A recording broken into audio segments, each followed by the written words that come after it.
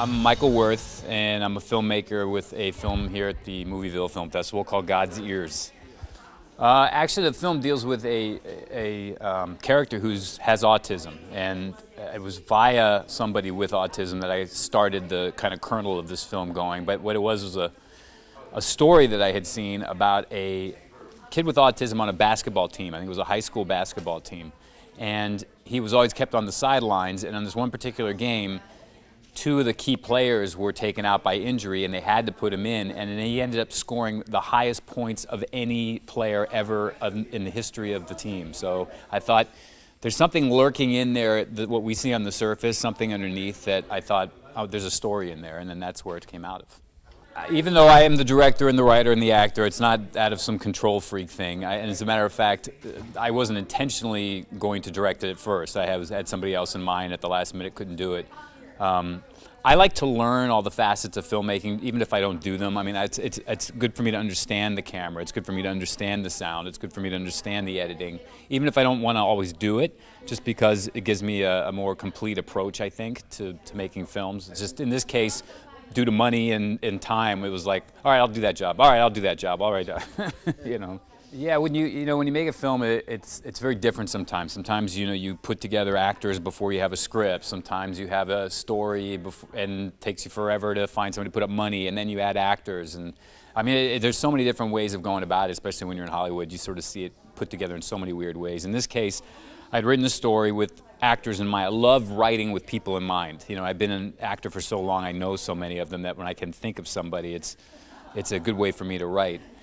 And I got really lucky with this because somebody who had produced a TV series I did called Acapulco Heat came along and said, oh, listen, I got some money. I want to make a movie. What do you got? And I said, well, I got this half-written script about a guy with autism that's a boxer, and it's a love story. I know it doesn't have any ninjas in it or Bigfoot or anything, but what do you think? And he was like, all right, let's do it. And that was it. One lunch meeting, it was done. And I was like, ran home, I wrote it and finished it in like 4 days and started putting it together, and we went out and shot it. Well, it's interesting because my perception and understanding of it from starting the script till now has just grown exponentially. I mean, when I started it, I had an idea because I knew some people with autism that I was using to sort of study, but it was still a kind of a distant understanding of it. You know, I'm like, okay, this is how they move, this is how they, this is what's going on in their brain, or to the best of our understanding, and so that was my approach to it. But by the time I did it. And an interesting story was I was doing I think it was the first day of shooting or the second day of shooting, I was doing a scene where I was riding a bicycle. And I thought, well, he's going to have this helmet that he puts on, and he calls his Mr. Safety Hat, because this kid that I knew would put on an imaginary hat when he would cross the street because it would remind him to be safety aware. So I thought, all right, that's an interesting trait. So I was getting ready to do this scene. I put this bicycle helmet on. I was looking in the mirror, and my director of photography, Neil Lisk, was standing nearby. And I went, Neil, I'm looking in the mirror, the reflection, because we didn't have a real mirror. It was, I had to use a car window because we didn't have any money for a mirror. So I'm going, I just look really ridiculous in this helmet. I don't know if I can wear it. And he looks over at me, he goes, he's British. He goes, Michael, if you can't wear that hat, you can't play this part. And I stood there for a minute going, oh my God, you're right. If I'm sitting here wondering how silly I look in this thing, I can't do it. And so I put that thing on, and I swear to you, everything transferred, and it just was a whole different thing for me at that point, once I just let everything go. And now, just not to cut you off, but now with these film festivals, the way that the reception that I'm getting with everybody being associated with autism or having a cousin or a nephew or a friend has completely turned another wheel for me, and I no longer think about the sound or the visuals or the acting. I just think about how it affects people now. It's a different, it's a whole different thing. One thing I didn't want to do was do a sort of an ailment of the week kind of story. So I think the word autism comes up twice in the story, and because what I really wanted to do is present a character who we obviously get has this, but we're not defining him by it. And that what you said is right, is that there is an ability, there is an understanding. It is trying to translate it and get it out, and sometimes translate it to themselves. You know, sometimes it's like, I've got all these emotions, I don't know what to do with them. Or I've got this sense and I'm just not sure where to put it. And where we might, you know, go, ow, my back hurts, so I'm going to rub it, you know, I mean, something simple like that, that might not always be the case with them. But at the same time, there's all these other interesting things that are going on in there that I think even, you know, that they probably get that we wouldn't get, you know. So, and that's kind of what that was, this story in a way was about, was we're seeing the surface of this guy. He's a little odd, he's on the outside, he's got this funny way of talking and moving, but in the end, boy, his understanding is greater than even where we were coming from, you know. One of the understandings we're having is not trying to change autism, but just try to relate to it. You know what I mean? Like there's this, we kind of get into this thing, well, how do we heal it? How do we cure it? How do we fix it? But instead of that, it's like, how do we make our communicate, because maybe they're not struggling with it as much. Their struggle is more like, I'm trying to communicate with you rather than, I don't want to be autistic.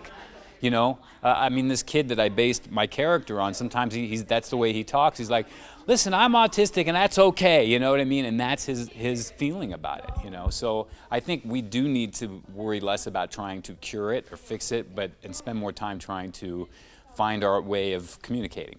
I've been completely taken over by it and surprised by it, because it wasn't even what I was trying to do. But what I realized in doing it, when I would sit here and have people come out and say to me, crying or feeling this emotional connection somewhere, and I realized, I thought, there's this universal story we're telling, that whether you're autistic or not autistic, that we're trying to tell and project. And the good thing about it is you can be autistic or not autistic or whatever, and still have this same story be your story, you know.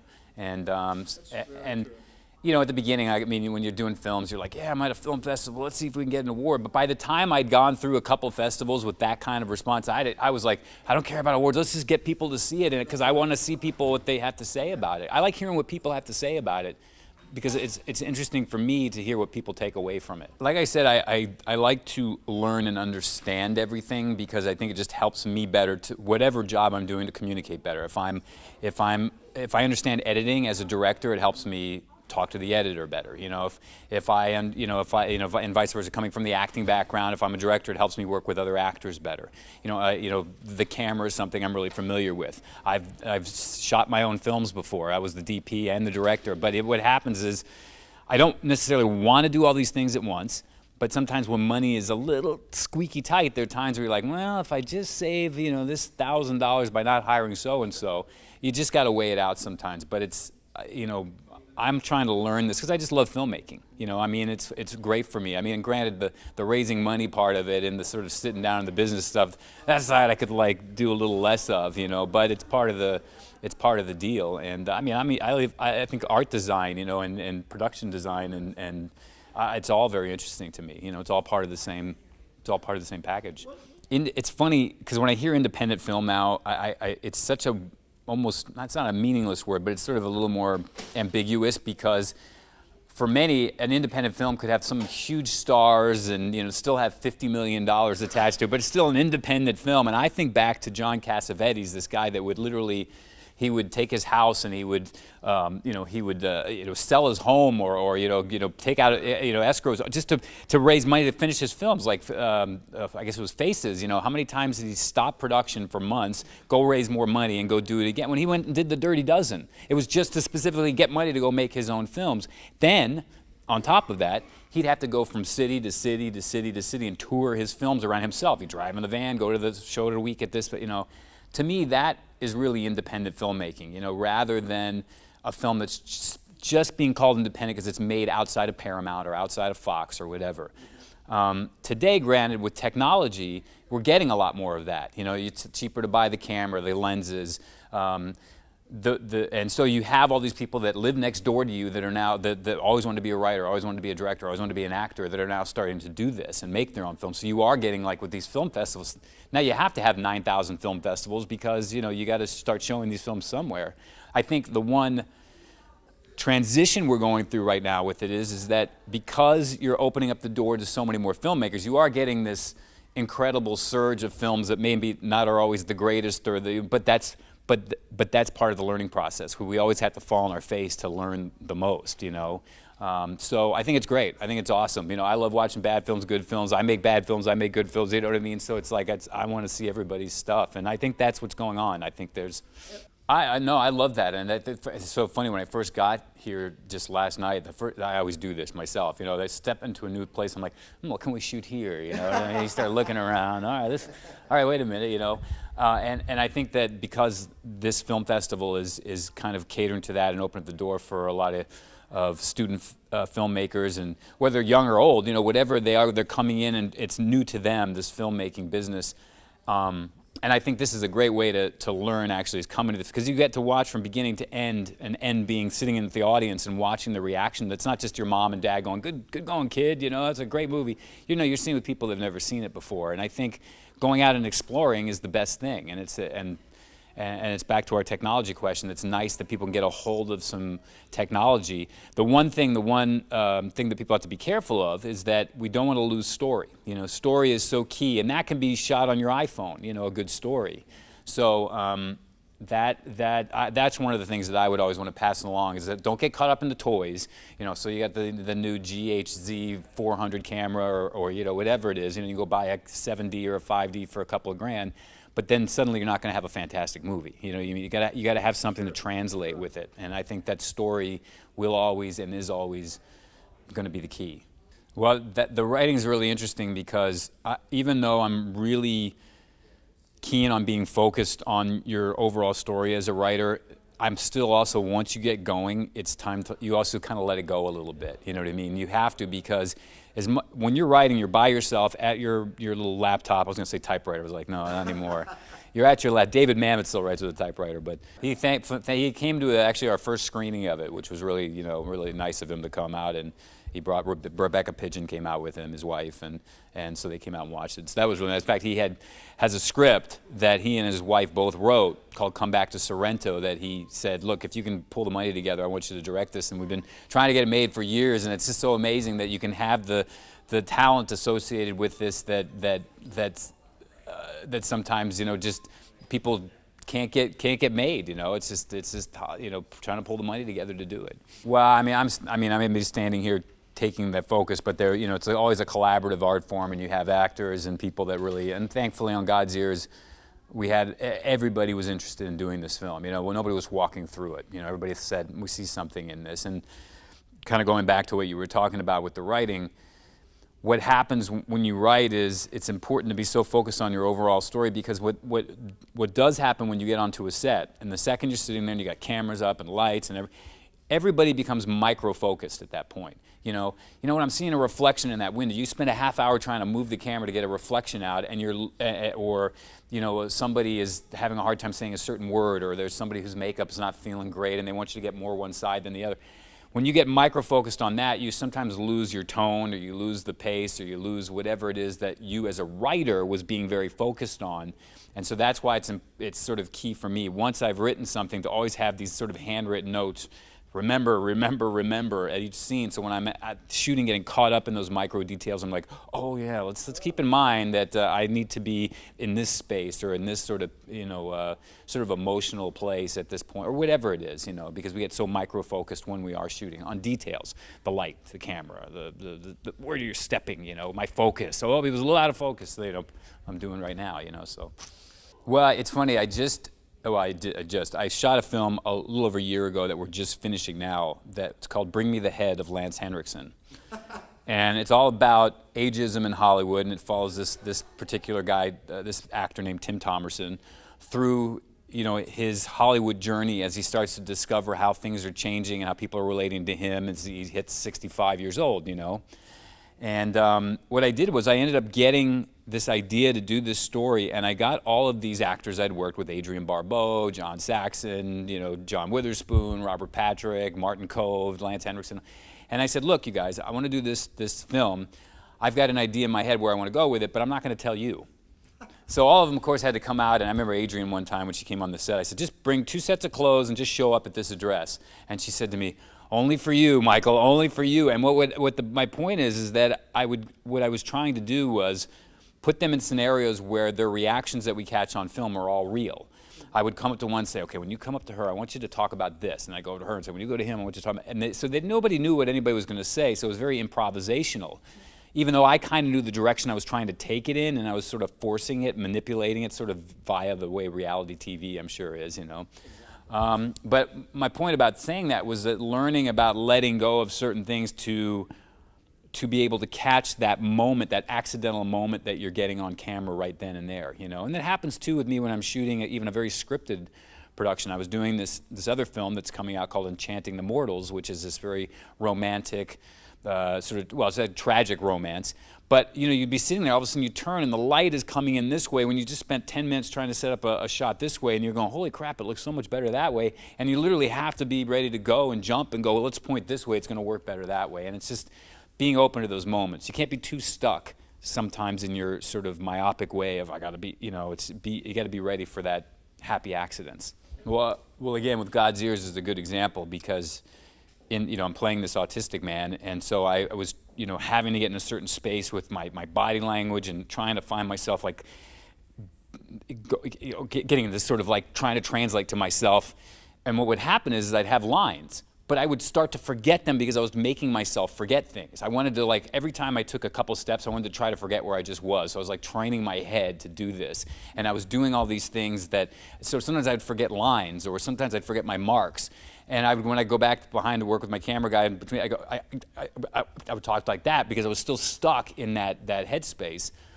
And that was great, you know, I mean, it was great in that, but so there's a lot of happy accidents actually in that film. In fact, there's one scene where I'm talking to Tim Thomerson, who plays my uncle, and I'm supposed to exit one way, and he's supposed to exit the other way. Well, I got lost, and I went the wrong way, and he goes, hey, aren't you supposed to go that way? And I said, oh, yeah, and I kept going, and we just stayed in character, and so it's in the movie. So you'll see me walk, and he corrects me, and I go back the other way, and I walk out, but you just think it's because we're just Looney Tunes, you know, out of our minds. So, well, again, here's an example, God's Ears, that, you know, I also edit the film. So, I mean, I'm literally, and I remember doing this, and this is technology again. I was sitting here, you know, on my laptop, and I was hitting the keys for Final Cut Pro, and I'm going through it, and I went, what's so amazing? I go, these are the keys that I hit to type the script. That T is the T when I was typing the for the script, and here I am hitting T again as a, you know, shortcut to, you know, put a dissolve in or whatever it was I was doing at the time. And what I did was, on the point about being not too subjective or objective about it, is after I did my cut, I always like to screen for people. Because I may have an idea that I'm translating something to them because I know it, I wrote it, I was in it, it's there, but somebody else is not seeing it, not getting it. And so it is really important to show it to other people, you know. And if you start hearing the same thing over and over again, I didn't get this, I got this, I didn't get this, I didn't get, you know, you realize, okay, I was wrong, you know. And there were some big editing changes I did. I still today, when I'm watching it just in there now, I'm going, ooh, I'd cut a little bit of that, or I'd put that in, or, you know, I mean, so I think editorially a lot, you know. And I have a hard time letting go as an editor. When they say, lock that picture so we can get the sound mix and the color, it's like I go, if I let it go, it's done. And I do that all the time. I'm like, don't quite want to let it go, you know. I'm not a real industrial, okay, move on to the next, move on to the next. I sit there and try to rethink, and make sure I got everything done. Yeah, and actually the editing has taught me how to be a better director, only because I would like start watching a scene and all of a sudden I'd cut too soon. And I was like, God, if I just stayed on John Saxon's face a little bit, you know, and I'm like, and then I realized all of a sudden, wait a minute, I got a shot of John Saxon before I started rolling where he was just standing there, and I'm just gonna put it at the end. And that's what I did, you know. And so it made me think that when you go in and work with an editor as a director, that, you know, you go in and you look at your film, you're like, well, that was pretty good. And little did you probably know that guy spent 3 hours trying to fix stuff that you did wrong, you know. So here I am fixing my own stuff, and it helps me in that regard. It's a tough, yeah, because that's a tough one for me. Sometimes it's hard for me to watch the stuff I've done afterwards, because I get kind of like nervous. And I'm like, you know, and I notice the details. I'm like, oh, I know this is where that foot goes in that position, and I hate it, or whatever, you know, whatever the little silly things. But you have to. It's part of it. It's like, did I get a laugh here? Did I go too far here? Did I, you know? So I do like to sit in and pay attention to the audience. I'm not so much always watching the screen. Sometimes I'm doing this, but I'm listening to the audience, you know. And so yeah, I do think it's a good idea. I think You know, I've heard people like Woody Allen say, after I, cut my movie, I never watch it again. I think you really got to go in and watch the people's reactions sometimes, and because if you're not going to read the reviews, you might as well watch the audience, God, there's so many people. I mean, I'd like to work. As an actor, I come up with these directors I want to go, stand in front of. And then as a director, I think of these actors I want to go act. I want to go act. I want to go direct. And so I've gotten to this place where I do have these goals, but I think for me, what's changed, because I think that happens a lot when you're younger. You're like, oh, I want to work with Spielberg, and I want to do a scene with De Niro or whatever it is. But as I'm getting older and learning more about this business, I'm just finding that I just want to do good work. I just want to go out, and I don't care if I don't know the person at all. I want to just find people that are passionate and get out there and put things together with them and try to recreate whatever it is we're trying to recreate on a screen, and have it translate to this audience. It's interesting because when I think when I came to LA, I wasn't even sure. I used to make Super 8 movies, and I'd direct them, and I'd act in them, and I'd write them, and I just knew I wanted to make films. At one point, when I started stepping behind the camera, because my career started off as an actor. I mean, that's how I made my money and my living for so long, was in front. And then when I got behind and started doing some writing, and then doing a little directing, and then doing, I realized there were two different areas. There's this sort of very emotional kind of physical aspect to acting that gets creatively stimulated. You get out there and you cry and you translate and you do all this stuff and you turn yourself into this statue, this living statue. But then when you step behind the camera and you start thinking a different way, as whether it's a director or production designer or editor or whatever it is, it stimulates another creative side of your brain. And I realized, oh, darn it, I want both those stimulated. Sometimes I wish it was just one, now I got to do both. So I find myself just kind of being like, I just finished acting in a film with Michael Gross about dementia. And this is kind of ironic, but now I'm going on to direct a movie about dementia in 2 months. So, but it was nice because I got to go in there and just let myself be the actor, and now I'm going to go let myself be the director. And it's kind of a nice balance, and I feel like that's what I'm still striving for right now. Just give me that little bit of balance. I don't have to do them all at the same time. I mean, if it happens every once in a while, if I got to do a Buster Keaton, Clint Eastwood, Woody Allen type of thing, that's okay. I don't mind it. But I think I'm just finding film in general is something that I enjoy doing, no matter which side or corner I'm working it from. I think now they've become so important because there's no doubt that getting your film seen by people outside of your neighborhood, this is the way to go. Because you can't just walk into a studio really with your films anymore. But these festivals can be, especially with the internet, can be ways of reaching out to distributors, to studios, to maybe an actor or producer or whatever that wouldn't normally have seen your film. And I know it started kind of with Sundance and Cannes, and these were sort of the tent poles, and probably still are. But it's like these smaller festivals, like here, are great because you're not really even getting into those festivals anymore. I mean, you still got to have your top name stars and your top line directors, and still $40 million to get in those festivals for the most part. So it is these little festivals that are important. Plus, it brings people into these towns, you know what I mean? It's like I wouldn't have come to Florida unless this festival was going on. So now I'm here going, what's the next movie that we're going to shoot here? And that's another part of it that's important, because then I come out here and I employ people here that are filmmakers and actors and what have you, and somebody sees Florida and they go, oh, I want to go shoot there. So I think festivals are very important for the filmmakers and for the community, Well, Plotted Plants is actually it's a fun film. It's a pulp film.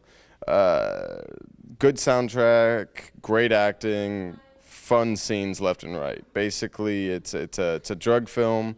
It's a violent film. It's a sex film. It's drug, sex, violence. Why not? Well, the idea and everything of Plotted Plants came up when I was at a funeral for. I don't really attend funerals. It's not my forte. But I attended a funeral, didn't really know the person, so I kind of got bored. And no disrespect, but I started walking around, and I went inside, opened a door, and I saw a room full of hearse. And I got this image. I was like, wow, that's cool. And I was like, what else could you do with a hearse other than, carry a dead body, transport drugs?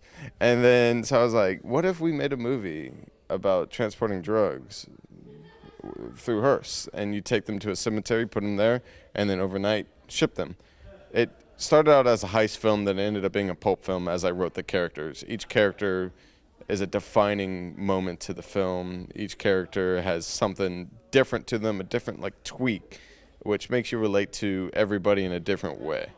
My cast that I assembled was basically, I've used these two before, Cameron and Roy. They were in my last film, Saltwater Cowboys. And then that actually went on to win Best Short Film at the Action on Film Film Festival, where I met the winner of Best Short Film Actor, Saeed Faraj, and Sarasota in his film American Failure. So, you know, like a true team does, we teamed up. You know, I take the best of the best, I recruit them. And, you know, we're the Miami Heat here. So basically what we did is I wrote for each person. It's not like I just casted. I figure them out in advance, and I write for them. And that's how it's going to be. Same thing with the music. I figure out what song is going to go in the scene before I even write the scene. So. Well, I enjoyed his last film that won Best Picture as Best Short. And I like the way he writes. Very edgy, very... I mean, the type of story that I really wanted to expand my career as... I've been in films for almost 27 years now, but the type of films that I enjoy working on is something that he writes, Andy writes, and and to play this type of character in this type of films like the Pulp Fictions, the drug, the interesting Snatch, I really like it a lot. So when I met him and I saw his film, I told him, like, we're going to work. But before we even talked about it, I told him we're going to work together next year. For some odd reason, it did happen, and the first minute he picked up the phone, I was actually screening my film in Fort Lauderdale before I came to Sarasota, and he told me, hey, listen, I'm thinking about, I was like, okay, come over, and we shot one scene in my room in the hotel, and then we expanded my character, and you know, I like something different, that it doesn't have an identity of where I am from, what is my background. I just enjoyed the character and enjoy my acting in it, and giving what the character required, and that's what I did. There's something about Andy's films that always kind of attracts you to them, just strictly based on the writing and how you get to make your character evolve just throughout the process. My character is such a loose cannon in Plotted Plants. Is something I haven't got to do, or I don't think people see me as, you know, because I'm very typecast, you know, based on how I look. So I wanted to redefine myself totally, and that's what I tried to do in Plotted, and just totally look off the wall. And that's what was so fun about it, because I got to play something that nobody's seen me as. A cokehead maniac. A cokehead maniac, drug dealing, smuggling thug. So that was the most fun part. What about you? Well, yeah, I first started, well, Cam actually introduced me to Andy to begin with. Worked with Andy on Saltwater Cowboys. He gave me a really cool role, and I knew that Andy was talented then. And he ended up casting, well, not really casting, but he brought on some characters for Plotted Plants. And he pretty much said, look, you know, I know you're out in LA, but I'm actually going to be shooting some scenes out in LA as well. So he actually tied on my character towards the end of the film, which is really awesome. So I was like, yeah, dude, you know, I was pretty much on board. I already know what he's capable of. So we went out there and kind of shot the scenes, and it actually turned out wonderful, and I'm grateful. And 16 Tons is next, the feature film that we're going to be working on. So yeah. What is my spark? My spark for film is honestly music. It's a soundtrack. My next film is going to be my first feature. It's called 16 Tons, and it's loosely based off of a metaphorical version of 16 Tons by Tennessee Ernie Ford. There's more to that song than just the West Virginia Miners. That's all I have to say when it comes to that. It's going to be a pulp film. Let's say it's Pulp Fiction meets Boogie Nights meets Snatch. and if they had a kid and Goodfellas came out. But it's going to be, like I said earlier, the music is what my catalyst is. I'll think of something, I'll think of a score, I'll think of a soundtrack, and then I'll write to that. And that's just the way I write. And when it comes to it, a lot of films these days, you see a good middle, you don't see a beginning, you don't see an end. I like to make sure everything is 100%, you know, as odd as the film may be, it's going to be an A, B, C. You know, whether you like what happens to this character, that character, this character. I could kill your favorite character off in the first 5 minutes. Sorry. I make the films for me. At the end of the day, I make the films for me. And if you like them, that's what makes it even better to me. When I write, it translates to my direction very easy. Because when I write, I'm like a madman in a room that just playing each character. I'm saying it out loud, and I'm directing myself. So when I get to it, after I storyboard, after I do everything, I'll sit down and I'll talk to be like, say I write something for Cameron, be like, Cameron, I'm writing this for you. You got to read this. He'll know everything in advance. So when it comes to time to shoot, bam, we'll know what to do, and we'll come up with things along the way. I love to hear ideas from other people, so it's not just me. So basically, whenever I write and I direct and it comes together, it's all thought out before. So sometimes when I'm directing, I'm writing in my head what might happen. So whereas a lot of people do improv, I normally don't do a lot of improv, but I will. I'll say start here, go in the middle here, end here with this, and then say whatever the hell you want to say in between.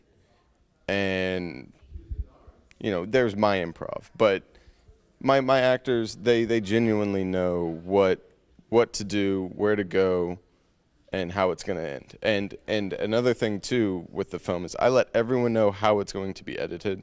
I let everyone know what song is going to be played during this, what score is going to be played during this part. Everyone should know exactly what is going on when the camera's rolling. It really helps because it sets the tone for the scene. So Kind of gives you a little bit of a rhythm. yeah, like exactly. Like when he started talking in our film, I mean, Sam Cooke plays throughout like the entire film. Not the entire film, but that is the kind of tone we're setting. Like Quentin Tarantino uses that a lot. Like it's almost offbeat, but it fits perfectly. So it's something that Barry, my character, would listen to, and that just puts you in the zone even more. It just makes it so believable when you're sitting in that room with people hovering over you with a boom mic, and it makes it that all disappear. To begin with, what's on the page, I mean, as an actor, is always critical. That's always important. I mean, that's his material. I trust Andy enough to know that, hey, you know, if I know the script, it's going to come out good regardless. But he is very flexible. Very flexible. You know, I'm giving him ideas. He's giving me ideas, literally for my character, Daryl. I just remember, you know, just the rooftop scene, and I'm like, look, you know, what exactly? Give me specific. He's like, okay. My character in the film, if you watch the film, he's a complete asshole. He's just a jerk, kind of cocky, arrogant, or whatever. And Andy gave me specific directions as to what he wanted, and it just made it that much more freeing as an actor. So I was like, okay, now I know exactly what you need as an actor, and I can do what I have to do, react off of this character, and I can be in the moment. So I'm not too worried about the dialogue. I know exactly what he wants, and he's so, you know, really fast-paced because all of it's literally, it's here. And you want to do well for him, and at the same time, but we had you know, ample time to prepare too. Yeah. So when we get on set, like my character has a tic. He wanted my character to have a tic, so I had like a head tic, and it was something that brought that character to life almost. It was because without it, I don't even know if it would have been the same. But as far as like improv goes, and he lets us do that, we had a phone booth scene where I'm on the phone, and the entire thing was improv. And so he's like, yeah, with an actual homeless man. Yeah, no, we showed up, we found this phone booth that we'd been searching for, and we're like, all right, that's the one. So we went, and And yeah, we asked him, "You want to be in this film?" And he's like, "Yep." So got I had paid a about whole- I had got about paid a whole pack of yeah, I had about cigarettes. 8 minutes of dialogue with him, and it was a blast. It was a shining moment as an actor to be able to do that. You know. Yep. I do. I edit the film in my head before I even press record on the camera. And that's another thing. The actors know how it's going to be. I will specifically tell them how it's going to be edited, and then when they see it, if they're at all like surprised, then I didn't do my job. But everything is edited in here before I even put a pen down to write it. So in my backwards ass writing, it goes music, editing, writing, directing, and then film. So it really doesn't matter how you do it. And then same thing with writing, like anybody can write. I was dyslexic growing up, and I'm still writing. And I don't know, like I said. I just want people to really look at the film and just appreciate the work that everybody put into it. I mean, you can just look at the film and you can see that it's shot at, multiple locations, and just the work that all of the actors put in, the work that Andy put in, writing, directing, editing, just the hard work for it. Just a short film. I mean, when people think of film, they automatically think of like a feature length, but there was a lot of hard work, and we put in some hours of just dedication and, just the little things that go along with just filmmaking in general. So just appreciate just the work. I think what's so great about this film is you can take away so much, because I'm casted as the lead, but there really isn't one. There's so many characters and they're so distinct that it makes the film so genuine and different from anything you've ever seen. So when you look at the film, I don't want people to go away having the same favorite character. I want people to have different characters that they loved and enjoyed, whether or not they were killed or they weren't killed or whatever. So and I think that has all to do with the writing, because he makes everybody so likable, and I think that's what's so great about it, and that's what I want people to take away from it. Well, ever since I was 12, my passion in life has been film. And I've always said that the best camera that you can pick up is the one that's in front of you. Fortunately enough for this film, for Plotted Plants, the camera I picked up shot the right stuff.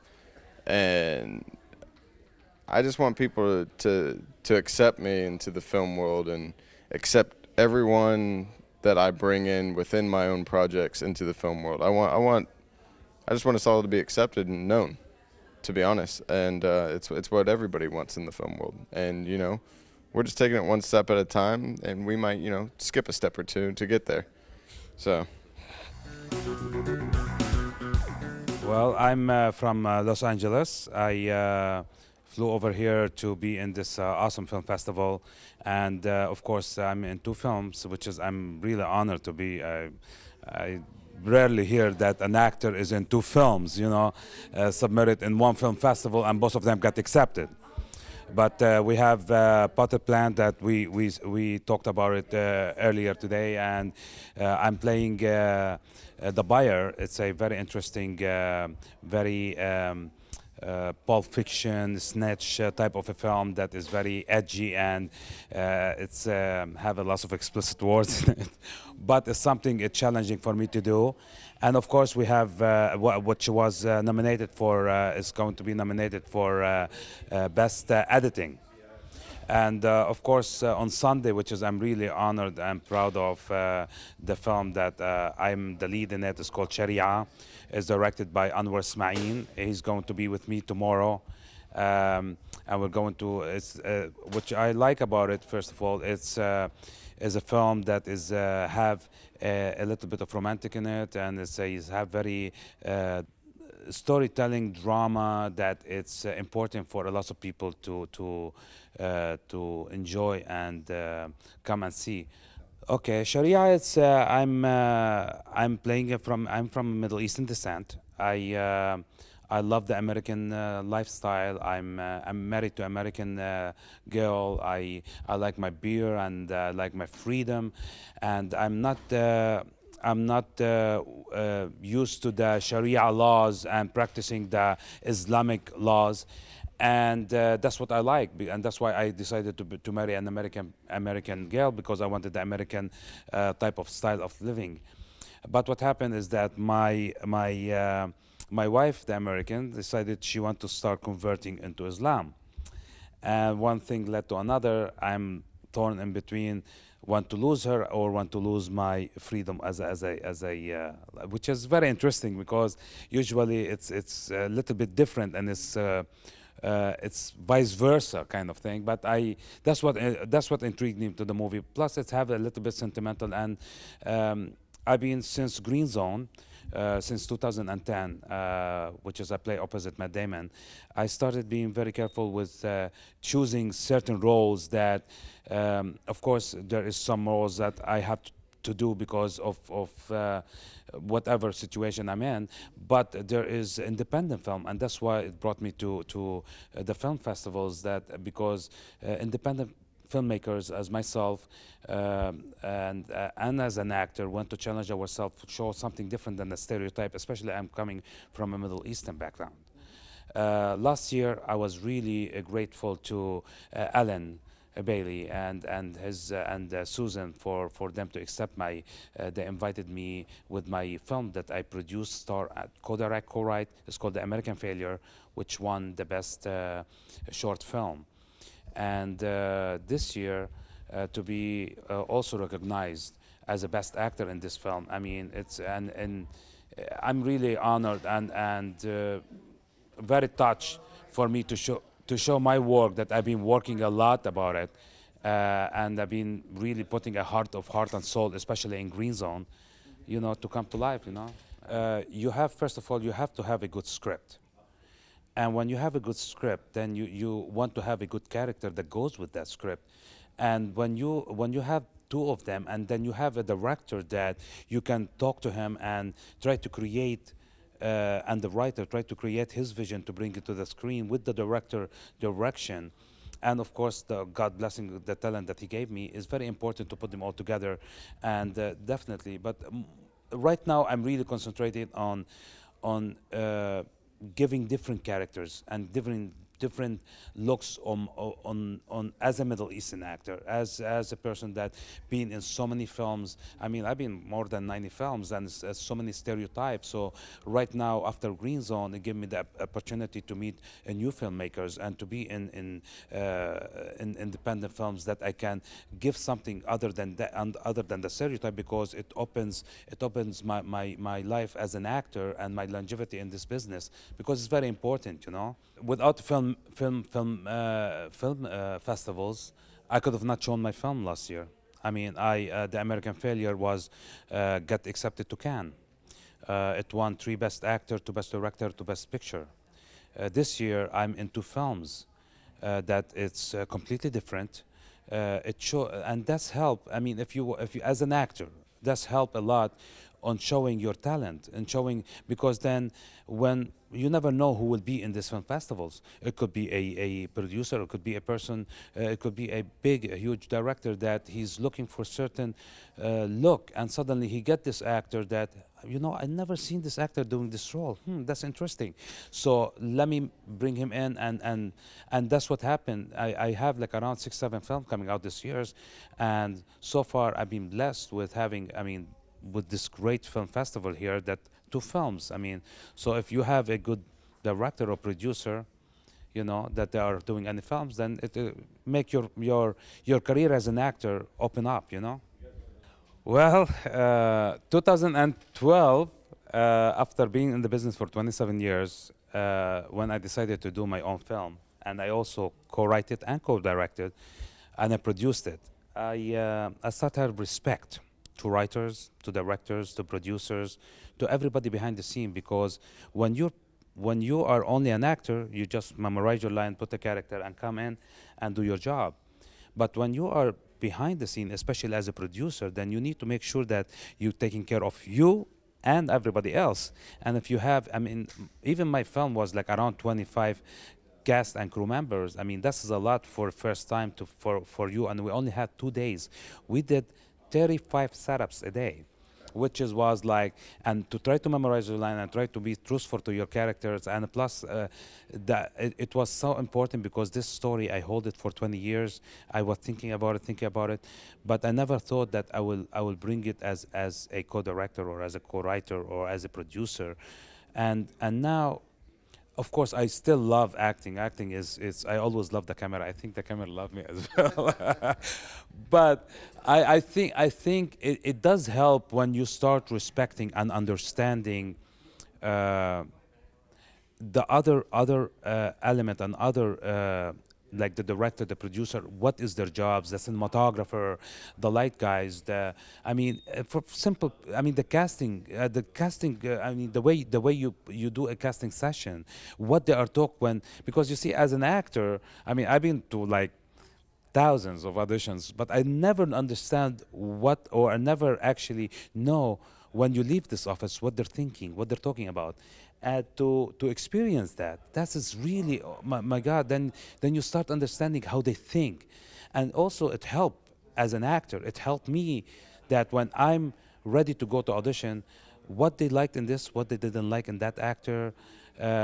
If we need to put this type of film, do you think this director will be capable of directing this style of film?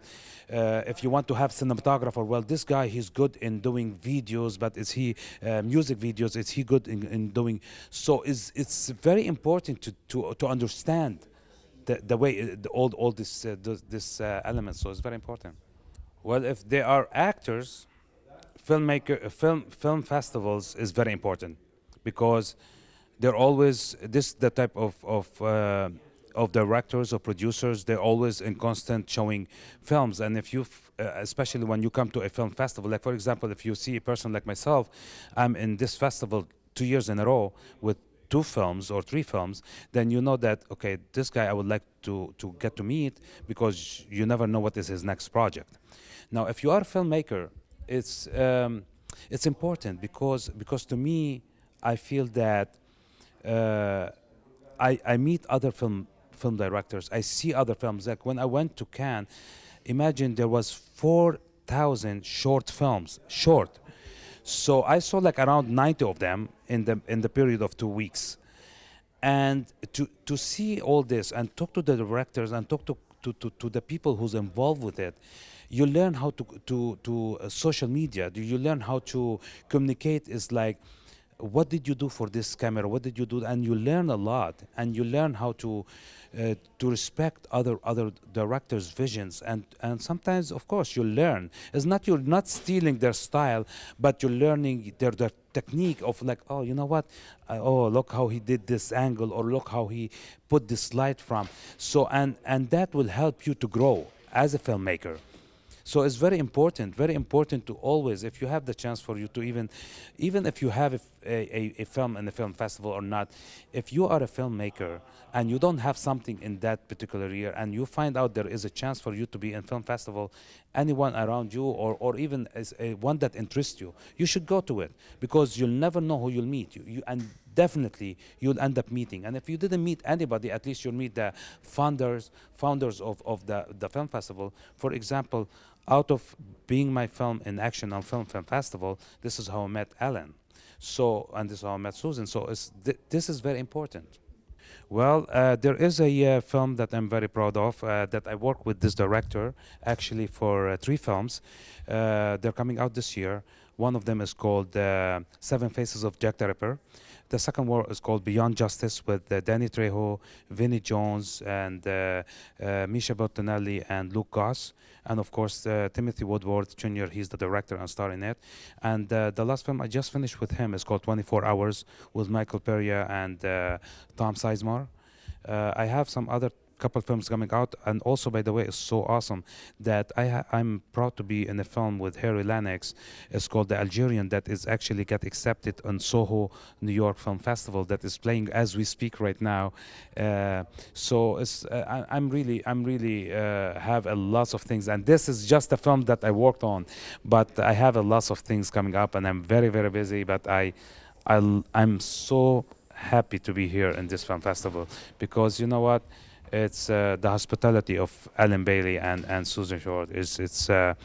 And Bradenton, I mean, this is everybody that involved in this film festival is awesome, and their hospitality. They are so warm people, you know. It's like I'm from Los Angeles, and we are like business oriented and very busy people, and we don't have time to we're like on the phone 24 hours texting. And but when you come over here and you see how they are relaxed, and no matter what is the problem, is everything is sweet and nice, and they still have the generosity of inviting everybody and making them so welcome. It's really, I mean, humbling, and I'm very grateful to them that I'm here today.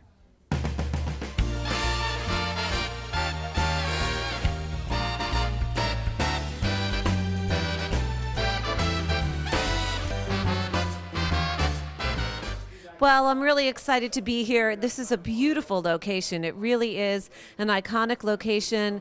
To be able to show our premiere here at the South Florida Museum and the Bishop Planetarium, I think is really interesting. It's right out of the box. It's something that you think about from childhood, to be able to really live in a planetarium or watch films in a planetarium. So it's wonderful. And the impact of the films, even the shorts, is very interesting. I think it's a little more dramatic. It's a little more visceral. I love it. I actually really love it. It's almost like being on a ride, but you're actually experiencing the film, especially with Belief and Heart of the Shore, which is about the restoration of Hurricane Sandy. It's a really, really interesting film.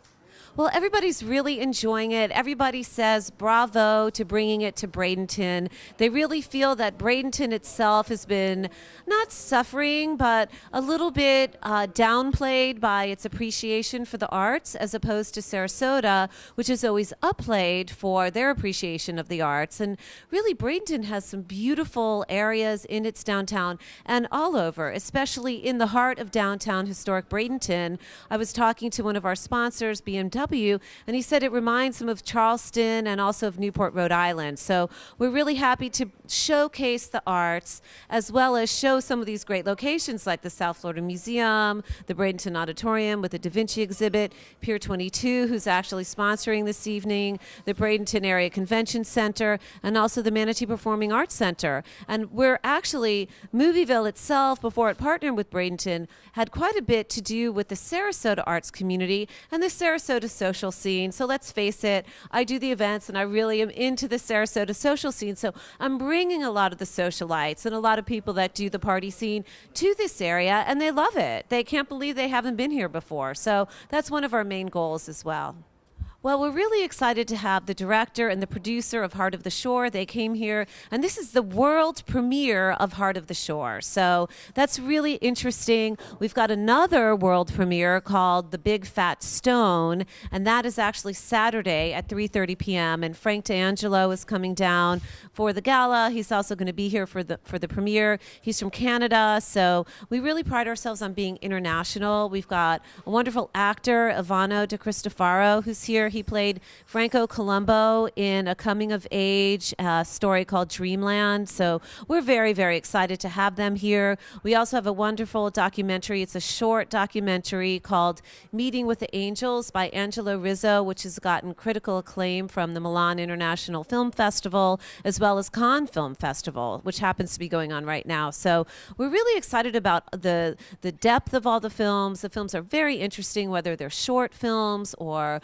feature-length films. There's something just about for everyone, and we really want to encourage people to come because the Manatee Performing Arts Center is just perfect to see films at. It's brand new, it's gorgeous, the lobby is fantastic, so it's really a win-win situation. I think the community is really embracing it, and this is our first year doing it here in Bradenton, and we plan to stay here for the indefinite future. So we're very excited to be part of the Bradenton Area Film Commission, the Bradenton Area Convention and Visitors Bureau, and all of our sponsors. It's just great, and I have a great feeling about everything.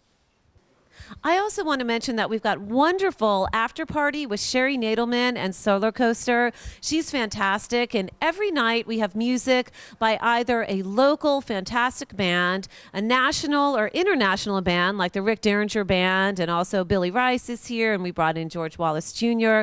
Rick Derringer is actually here for the premiere because his drummer's daughter's short film was shown actually at the premiere. So we're really excited to be able to do that. That was about PTSD. and it was also shot in New Jersey, so it had a correlation.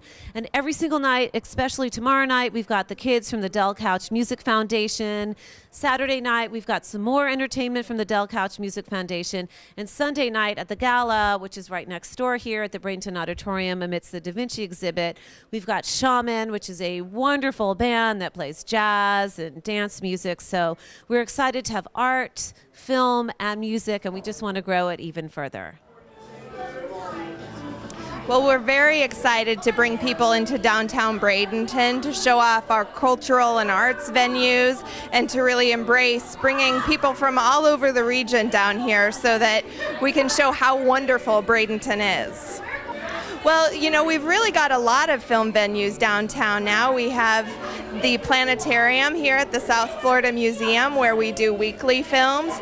We also have the new Manatee Performing Arts Center, has some great film showing capabilities. And it's great to let people know that Bradenton is also a wonderful location to shoot films and to go into production here. So we want to let people know that not only is Bradenton a great place to watch movies, but it's a great place to shoot movies. Well, I think it's really important that people come out to show support to filmmakers, to support all of the artists that are involved in film festivals, these types of events that we put on, to really celebrate the art of filmmaking, to celebrate student filmmakers in the area, local filmmakers, as well as outside productions, and really try to promote production and artistry when it comes to filmmaking in this area. Absolutely. We love to support education about arts programs in the area, as well as all sorts of science and history education. We like to be involved in community efforts of all types, whether it's with Realize Bradenton, the CVB, other arts and cultural organizations, educational organizations like State College of Florida, New College, Ringling College. We have programs going with all of them, and we really like to show that we're here to support the community. We're a great community resource, and that's what we want to show off. Okay, hi, I'm Debbie Meals, film commissioner for this beautiful Bradenton area, and we're here today with Filippo and Ivano, and you're in from Italy, right? So how was the trip over, and what do you think of our beautiful area? Mi ha chiesto di Bradenton? Okay. For me it's the first time, and I love Bradenton. It's very, very, very good. I am in Tortuga, okay? Tortuga is a little place, but very, very good. It's a paradise.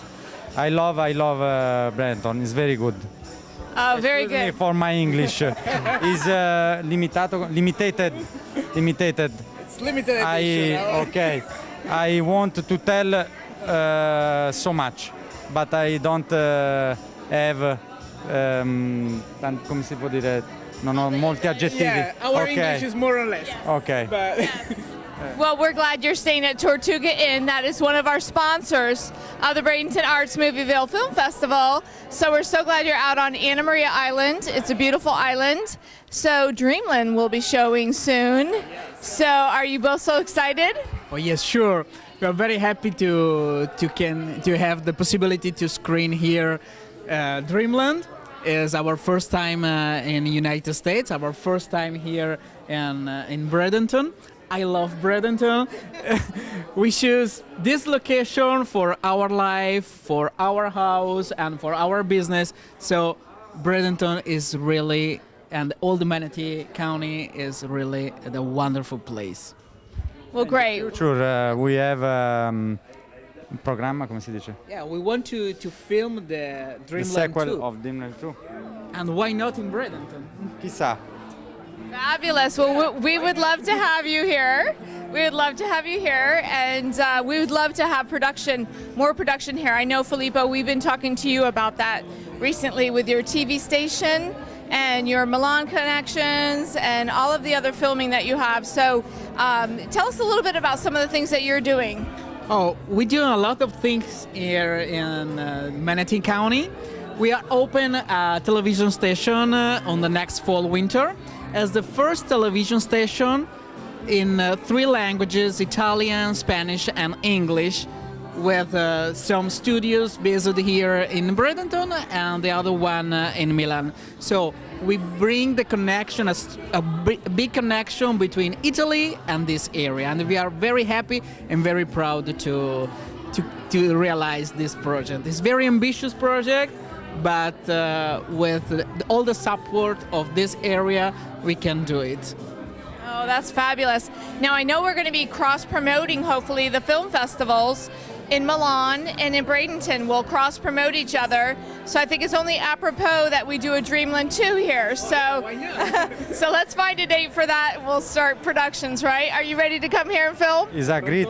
Cosa? Sei pronto per I am sempre ever. Always. Always ready. Ready. Yes, always ready, and we are very happy to do this here in this area. Fabulous. Well, thank you. We appreciate it. Thank you so much. Okay. Well, this is our 4th event out of 7 that's occurring during Bradenton Arts Movieville Film Festival, and it has been a success. For our first year, there's been lots of networking going on. We've got our Milan contingency that's come through. We've got filmmakers and producers that have come in from LA, and even the local producers and the students, everybody's networking. There's been a lot of empowerment. I've been hearing a lot of talk about productions. The films so far have been phenomenal, and the mixers, I mean, you just got to love all the downtown areas, so we're really pleased to have this here. The filmmakers actually, when they come into a destination, they use small local businesses, everything from a seamstress to a dry cleaner, to the rental car, to the hotel, to the attraction, you name it, food catering. You know, so it's amazing the resources that they touch. Not only do they come in for the filming, but they'll come back with their families and vacation, and they'll always have a special thread to the destination. And then the movies themselves become film tourism, which then opens another avenue for the destination to have, you know, film fanatics and moviegoers come and want to live a part of the movie or the TV series or the commercial, whatever it may have been. So it's a very exciting time for us to have this showcase here with the film festival as we try to grow the area for film production location. Well, the movie was just about 2 hours long, and everybody was engaged. I mean, we all remember what Superstorm Sandy did to the Jersey Shore. And I'll tell you, being a Floridian, we know that this can happen here. We've seen it happen here. So there was a lot of emotions in the room. A lot of people stayed. They were really engaged in the film. It was a neat documentary because it gave perspectives of about 4 families, and then it just kind of took you through the whole thing. So having it at the South Florida Museum, though, what a beautiful setting. That planetarium is amazing with all the new high-def equipment in there. I mean, it was so comfortable, the seating and everything. I couldn't have, you know, it's just such a beautiful venue.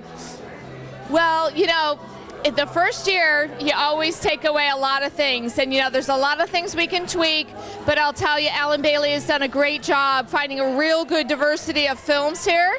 And next year we look to maybe build on this, you know, get a little bit more of a cross diversity with maybe some comedy, some documentaries, a little bit more independence, and of course our film student shorts. So I think we'll have a really nice mix. I mean, because I know I heard from everybody going to the films today how wonderful all the films were. So I just look forward to tomorrow and the next couple days. I think we're going to find the same good diversity. Everything's been going great, Charles. What a great way to showcase a film in the planetarium. We were over at the Manatee Performing Arts Center earlier. The crowds have been great. People are having a blast.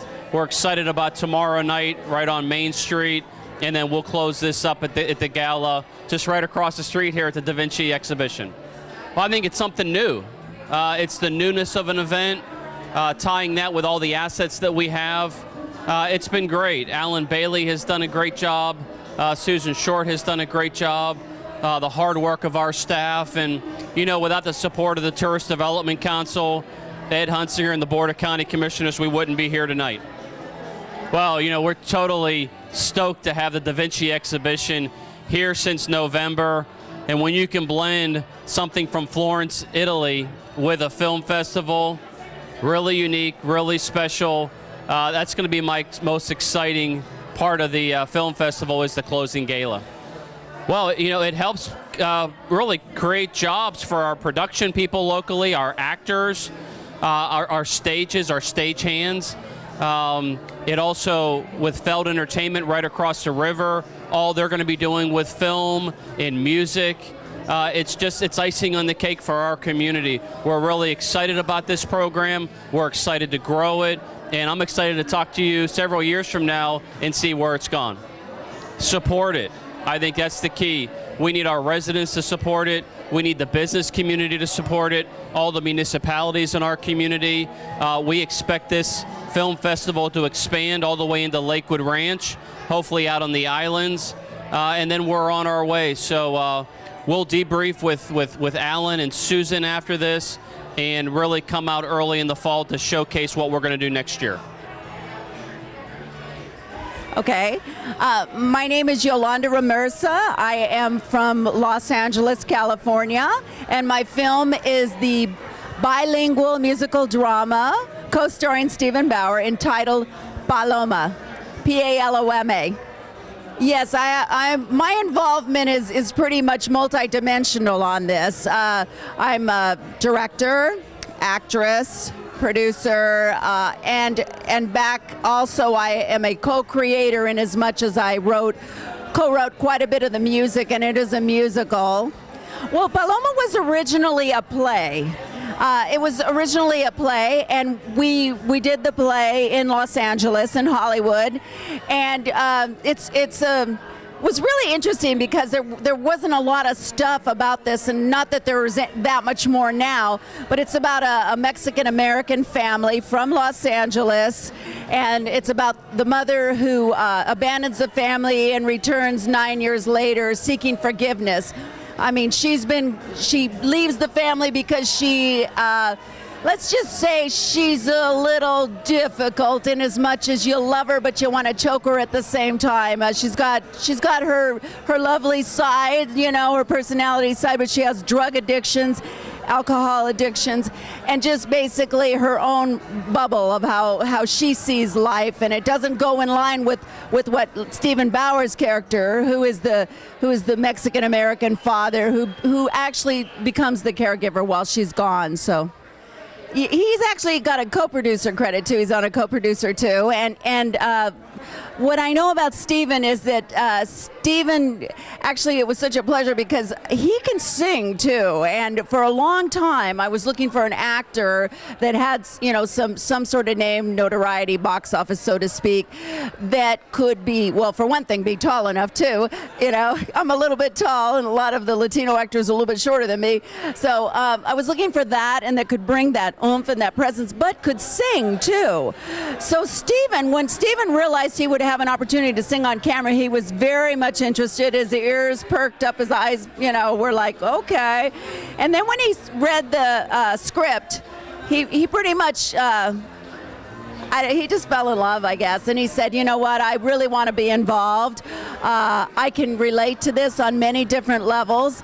Stephen's playing the good guy. He's not the bad guy. And I know he gets typecast as that a lot, but he's really a sweetheart. So it kind of was nice to be able to see him relax in what his own skin is naturally. The original playwright was Lena Gallegos, and then I came on. I actually, my company decided, you know, this is a great piece. We have got to have this piece. So we basically got all the rights, got everything together, and then I rewrote a lot of stuff so that it would make sense on the screen. Obviously, we couldn't do the whole thing in a house like we did on the play. Excuse me. So I guess it's been the story, in as much as I was so attracted to it because it was very counterculture, what a Mexican mother is supposed to be, or what a Hispanic mother is supposed to be. It was very counterculture, and it was very much indicative of how life as a second generation, third generation Latino is in America. You know, I mean, people see things and they assume, oh, you must be doing a movie just like Diego Luna or Selma Hayek, or that you'd be that type. It's different. It's completely different. It's like your blood, your ethnicity is Latino, but we're here. We're from America. That's what we know. It's a love story. It's a story, more than anything, it's a story of redemption. It's a story of forgiveness. It's a story that every family can relate to, because every family has someone that, like I was saying before, that has their issues, but they're just so charming, and you want to hug them. They crack you up, but you want to wring their necks because they just can't seem to get it together on a responsible level, or at least take care of their addictions, whatever it is that's driving them. I think it's extremely important to come to festivals because, and this one especially because there's a big Latino community here too, but also because you need to tell stories, and you need to tell stories that haven't necessarily been rewritten by people that say they know how and what people are going to like and what's going to be big box office in the first weekend. That's not what's of interest to me as much as, I love, all of that too, don't get me wrong, but I always have a little thing in me that wants to trust what's going to be great, and I want to see what other filmmakers have inside of them that's original, where they followed their dreams too. It rarely is a disappointment.